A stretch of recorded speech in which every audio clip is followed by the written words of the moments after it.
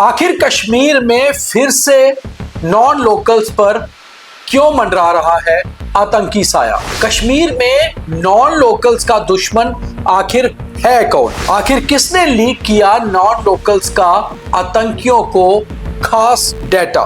कश्मीरी पंडित कर्मचारियों को वादी में क्यों मिल रही है फिर से धमकी? कश्मीरी पंडितों को घर से काम करने की फिलहाल सरकार ने दी सलाह, सुरक्षा कड़ी और जांच जारी। यही है आज का बियॉन्ड द हेडलाइंस। पूरा देखिए और शेयर कीजिए। नाम के साथ लगता है कश्मीरी और कश्मीर में ही कहा जाता है नॉन लोकल्स। शायद यही विडंबना है कश्मीरी पंडितों की। 90 का वो दशक जब कश्मीरी पंडितों को उन्हीं के घरों से निकाल दिया गया।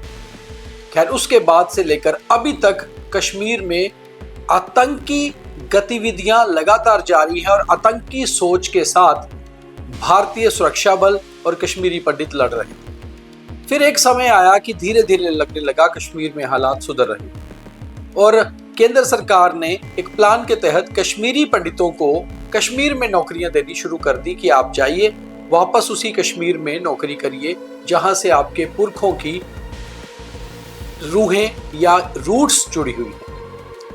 गए कश्मीरी पंडित, वहां काम किया और उसके बाद एक 2022 का काला दौर आया जब ये पता चला कि कश्मीर में कश्मीरी पंडितों को भी नॉन लोकल्स के साथ साथ टारगेट किया जा रहा है और 2022 के साल में ही कुल 29 नॉन लोकल सिविलियंस को कश्मीर में टारगेट किया गया। इनमें से बहुत सारे अन्य राज्यों से भी थे, मगर 14 लोग जो थे वह माइनॉरिटी कम्युनिटी से थे, यानी कि एक ऐसे समुदाय से जिसके साथ कश्मीर में 90 के दशक में नरसंहार हुआ था।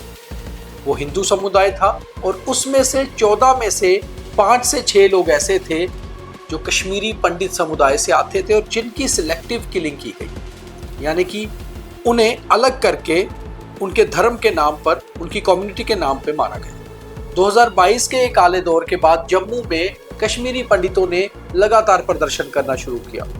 जम्मू के पनामा चौक में हर रोज कश्मीरी पंडित एम्प्लॉइज जिनकी कश्मीर में पोस्टिंग थी वो धरना देते, प्रदर्शन करते और मांग ये थी कि उनकी ट्रांसफर जम्मू की जाए।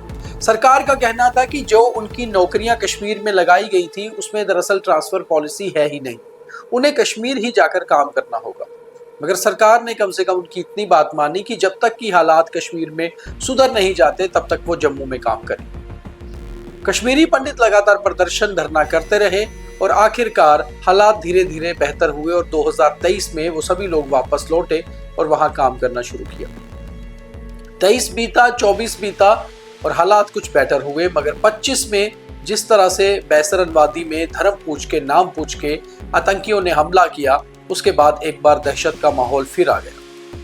मगर वो पूरे हमला जो था पाकिस्तान से प्लान था, तो ऐसा लगा कि कहीं ना कहीं वो एक सिंगल टेररिस्ट अटैक था। कश्मीर में अब कश्मीरी पंडितों या बाहरी लोगों को खतरा नहीं। 25 बीता और फिर 26 के साल में शुरुआत तो ठीक हुई और जैसे जैसे टूरिस्ट सीजन आया, बाहर से टूरिस्ट भी पहुंचे और एक बार फिर से लगा कि कश्मीर गुलजार हो रहा है। अमरनाथ यात्रा भी ठीक चल रही थी, मगर इसी के बीच 22 जुलाई 2026 को अनंतनाग में सुरक्षा के एक जवान जो कश्मीर का ही रहने वाला, जो कश्मीर पुलिस का हेड कांस्टेबल था, उसे गोली मार दी गई।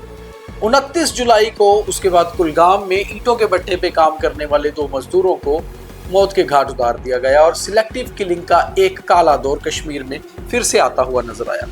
और उसके बाद फिर कुछ कश्मीरी पंडितों को यूनाइटेड लिबरेशन काउंसिल, जो अलग अलग आतंकी गुटों की एक जॉइंट टीम है, जॉइंट ग्रुप है, उन्होंने धमकी देते हुए कहा कि कश्मीरी पंडितों का सारा डेटा और रिकॉर्ड उनके पास है।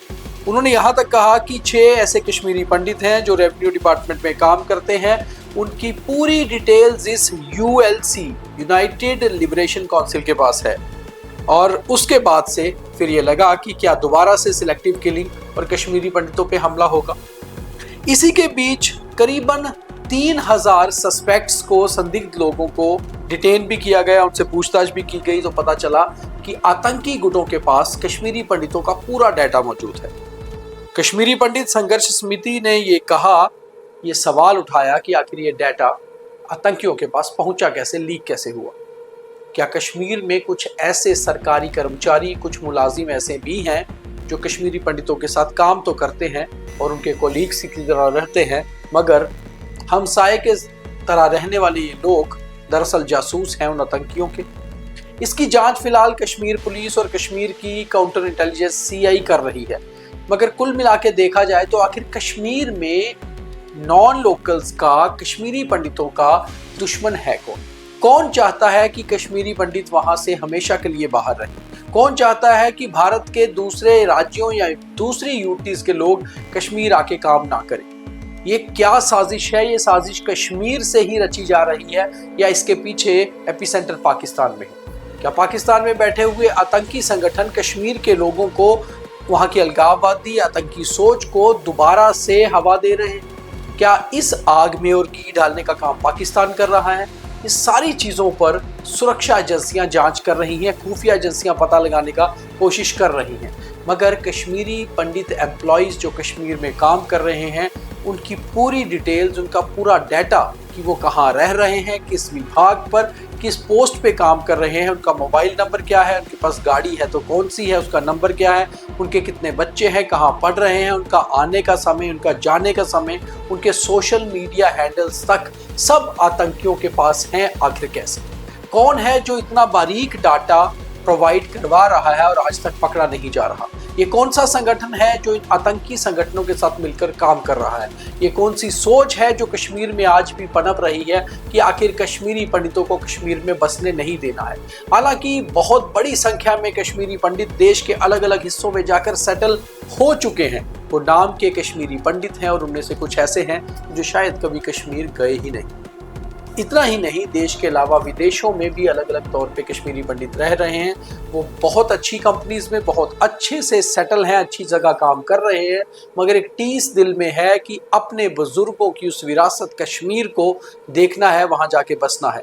आज भी वो बड़ी नौकरी छोड़कर कश्मीर में जाकर छोटी नौकरी करने को इसलिए तैयार हो जाते हैं क्योंकि उनके नाम के साथ कश्मीरी पंडित जुड़ा हुआ है। मगर कौन है जो बार बार कश्मीरी पंडितों को थ्रेट दे रहा है? इसको लेकर बहुत सीरियसली सरकार को काम करना होगा। केवल सुरक्षित माहौल कह देना या बना देना कुछ समय के लिए काफी नहीं होगा, नहीं तो 2022 दोबारा से 26 में तब्दील हो जाएगा और फिर ये दौर चलता रहेगा। सरकार इस पे बहुत सीरियसली विचार कर रही है और फिलहाल कश्मीरी पंडित एम्प्लॉयज को कोई रिटन ऑर्डर तो नहीं है, वर्बली तौर पे ये कहा जा रहा है कि वो अपने घरों से ही काम करें और सेफ रहें।